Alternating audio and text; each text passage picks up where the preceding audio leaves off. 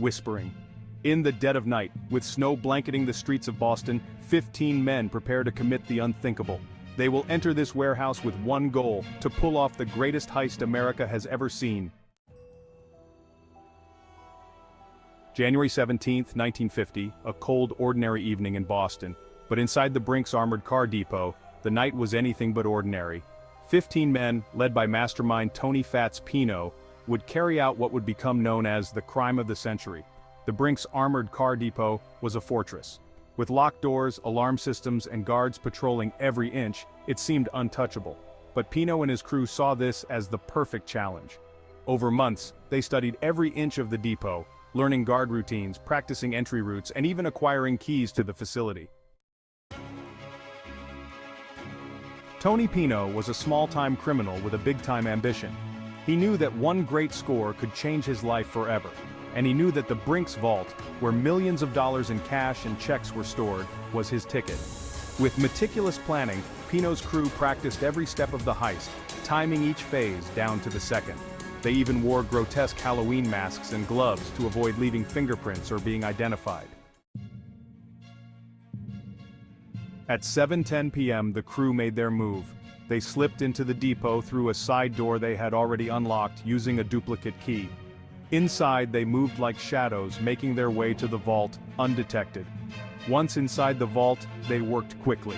They stuffed bags with cash, coins, and checks, a staggering $2.7 million, worth over $30 million today. In less than half an hour, the men were gone, leaving behind no fingerprints, no clues, nothing. The heist was so smooth, it wasn't until nearly an hour later that anyone even realized the vault had been hit. Boston was in shock. Police were stumped. Brink's was supposed to be impenetrable, yet here it was, emptied by a team of ghosts. Desperate for leads, the FBI and Boston PD questioned hundreds of suspects. But the men of the Brink's job were no ordinary crooks. They kept quiet, refusing to boast or flash their newfound wealth. Months turned into years, and for a time it looked like the Brink's robbers might just get away with it. But as the deadline for the statute of limitations approached, cracks began to form. It wasn't police work that brought the robbers down. It was greed, distrust, and paranoia. One of the men, Joseph "Specs" O'Keefe, began to feel that his partners might try to cut him out. Fearing for his life, and his cut, O'Keefe eventually cracked under the pressure.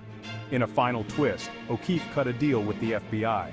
He revealed the identities of each man involved in the heist and confessed everything from planning to the exact dollar amount stolen. With O'Keefe's confession, the FBI arrested nearly the entire crew. By 1956, all but 2 of the men were behind bars, each serving lengthy prison sentences. And while some of the money was recovered, a large portion remains unaccounted for to this day. The Brink's job became a legend, a daring, almost flawless heist pulled off by ordinary men with extraordinary precision. The story has inspired books, movies, and imaginations worldwide, cementing its place as one of the greatest robberies in history. Today, the Brink's job reminds us of the dark allure of a perfect crime. It was a heist that shocked America, and in many ways its mystery and legend live on. How much money was truly taken, and where did it all go? If you enjoyed this dive into one of America's most infamous heists, make sure to like, share, and subscribe. We'll be back with more tales of daring crimes, unsolved mysteries, and the most shocking stories from the world of true crime.